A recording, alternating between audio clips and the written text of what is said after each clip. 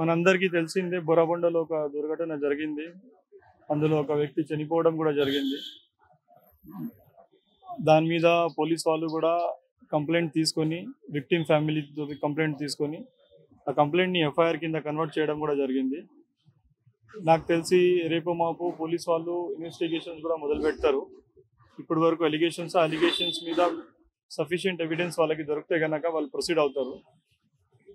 మా పార్టీ నుంచి హైకమాండ్ నుంచి మాకు రిక్వెస్ట్ చేశారు. ఇది ఒక వార్డ్ ఆఫీస్ కూడా దీంట్లో టౌన్ ప్లానింగ్ కూడా దీంట్లో ఇన్వాల్వ్ ఉందని చెప్పారు కాబట్టి ఎలిగేషన్ కంప్లైంట్‌లో ఒకసారి మేము ఇక్కడ వచ్చి టౌన్ ప్లానింగ్ డిపార్ట్మెంట్ నుంచి మేడం గారితో కలవడం జరిగింది.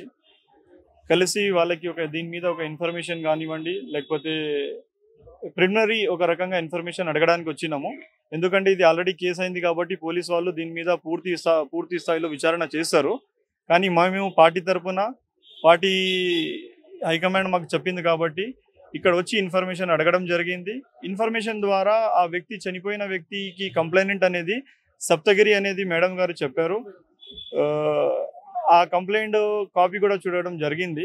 మరి ఆ కంప్లైంట్ అనేది జెన్యూనిటీ బట్టి డిపార్ట్మెంట్ వాళ్ళు ప్రొసీడ్ అయ్యారా, లేకపోతే దాని మీద ఏదైనా వెస్టెడ్ ఇంట్రెస్ట్ ఉన్నాయా అనేది మళ్ళీ పోలీస్ వాళ్ళు దాని మీద విచారిస్తారు. దయచేసి టౌన్ ప్లానింగ్ సెక్షన్కి కూడా మేమేం చెప్పినామంటే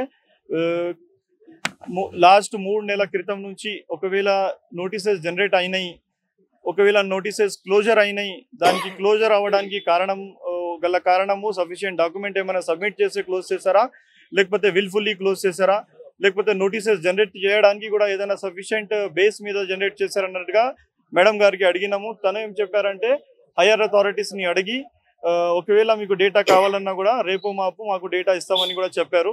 మరి దాని మీద వాళ్ళకి థ్యాంక్ యూ అని చెప్పి మేము బయటికి వచ్చినాము.